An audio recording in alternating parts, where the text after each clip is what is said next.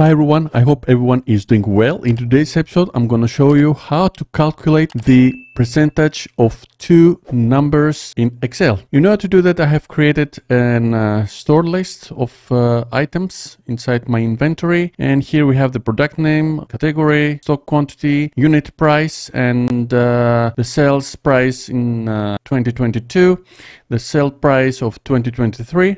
And I'm gonna calculate now the difference of two prices. Now I'm coming inside the cell G2, and in the formula I'm simply say equal, opening parentheses, and choosing the sales price of 2023 minus the sale price of 2022, closing parentheses, divide by the sale price of 2022. Pressing enter.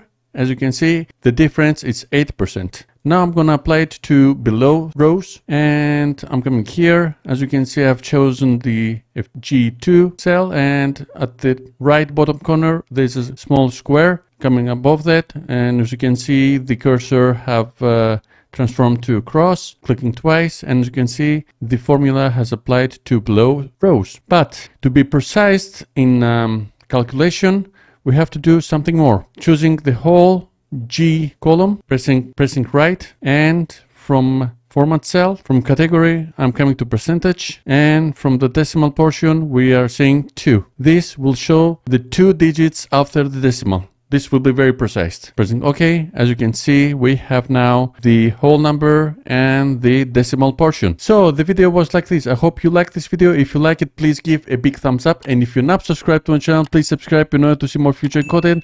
Until the next video, have a nice day. Bye bye.